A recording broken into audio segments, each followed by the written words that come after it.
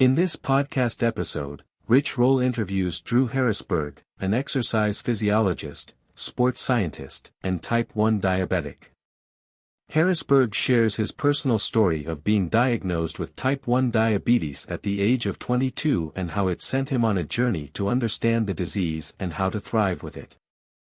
Harrisberg explains that diabetes is an umbrella term for different types of the disease, but they all share the common symptom of high blood glucose or hyperglycemia. Type 1 diabetes is an autoimmune condition where the immune system attacks and destroys the cells in the pancreas that produce insulin. As a result, individuals with type 1 diabetes need to administer insulin externally through a pen or pump. On the other hand, type 2 diabetes is characterized by insulin resistance, where the body's cells do not respond properly to insulin.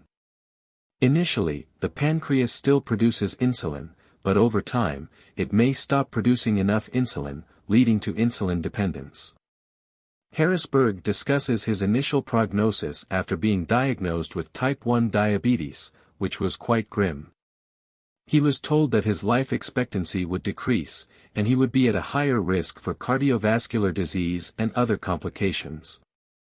However, he discovered that exercise could help manage his condition by utilizing a mechanism called non-insulin-mediated glucose uptake. When muscles contract during exercise, it triggers the translocation of glucose transporters to the cell walls, allowing glucose to enter the cells independently of insulin. Harrisberg emphasizes the importance of finding the right tools to manage diabetes. He initially saw exercise as the primary tool, but he later realized that different types of exercise could have different effects on blood glucose levels. He also experimented with different diets and found success with a paleo diet initially, which led to a significant reduction in his insulin requirements. However, he also experienced weight gain and some disordered eating patterns during this time. Eventually, Harrisberg found his way back to a path that was good for his health. He discovered the benefits of a whole food plant-based diet, which helped him regulate his blood glucose levels and improve his overall well-being. He also started using a continuous glucose monitor, CGM, to track his blood glucose levels more effectively. Harrisberg acknowledges that managing diabetes is an ongoing process of trial and error. He encourages individuals with diabetes to experiment with different lifestyle choices, including exercise, nutrition, and mindset, to find what works best for them. He also emphasizes the importance of seeking support from healthcare professionals and connecting with others who have diabetes. Harrisberg initially found success with the paleo diet and lifestyle, which helped him improve his insulin requirements and maintain stable blood glucose levels.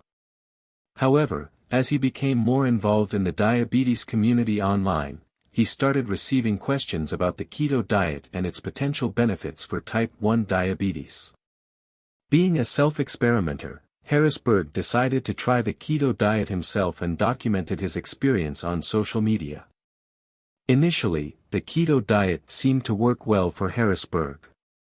His insulin requirements decreased even further, and his blood glucose levels remained stable. He followed a paleo-style keto diet, focusing on whole foods and non-starchy vegetables, and consuming a high amount of fat, 75% of calories. However, after 2 months, Harrisberg started experiencing higher fasting blood glucose levels, despite increasing his basal insulin dose.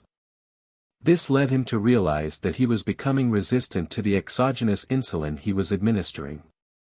At this point, Harrisberg was introduced to the concept of a whole food plant-based, WFPB, diet by Simon Hill.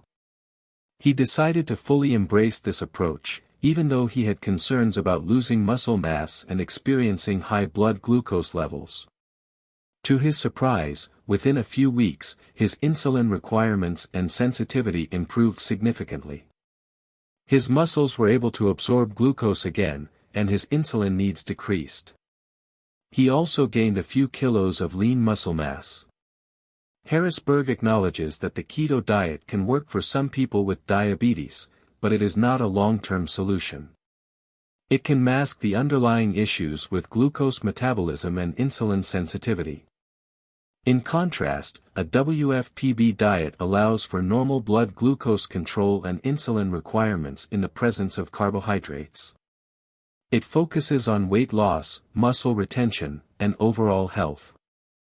Harrisberg also addresses the fear and misconceptions around carbohydrates and grains.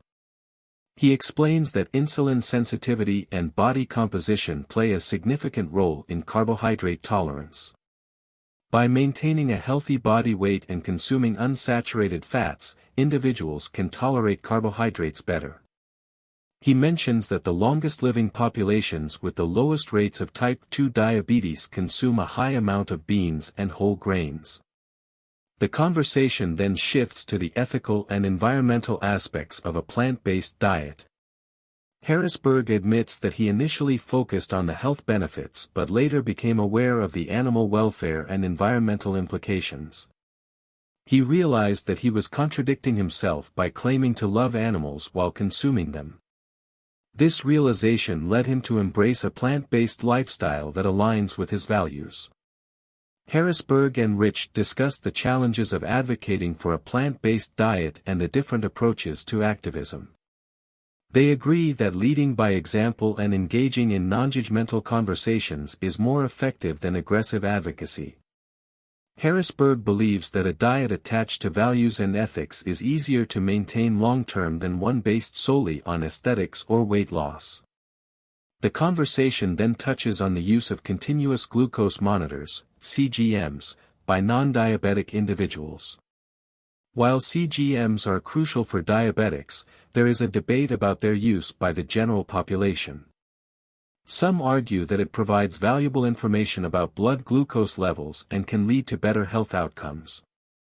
Others are concerned about the potential misuse or misunderstanding of the data, leading to unnecessary anxiety or disordered eating behaviors. Harrisberg and Rich both expressed their uncertainty about where they stand on this issue and the need for further discussion and research.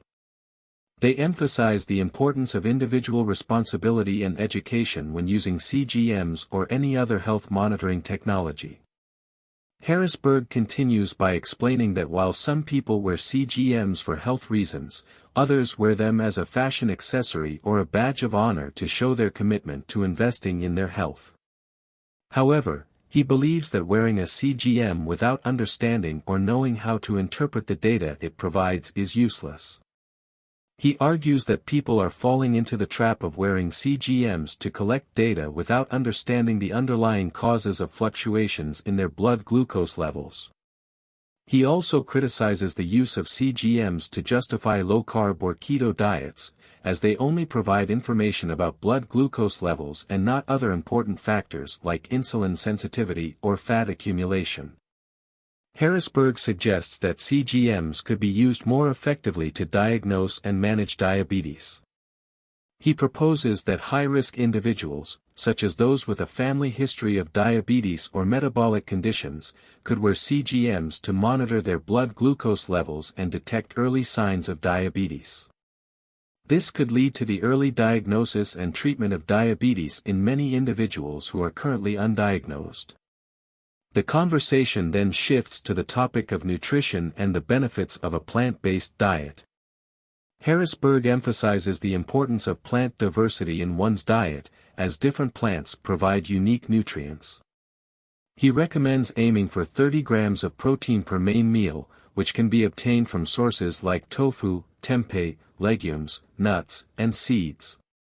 He also suggests including carbohydrates in every meal, preferably from whole grains, and filling up on nutrient-dense leafy greens and non-starchy vegetables. When it comes to essential nutrients like omega-3s, vitamin D, and B12, Harrisberg advises getting them from food sources as much as possible. He includes foods like flaxseed meal, hemp seeds, and chia seeds for omega-3s, and takes supplements for B12 and vitamin D. He also mentions the importance of learning how to cook and experimenting with different recipes to make plant-based meals enjoyable and tasty. The conversation then touches on the social aspect of eating a plant-based diet.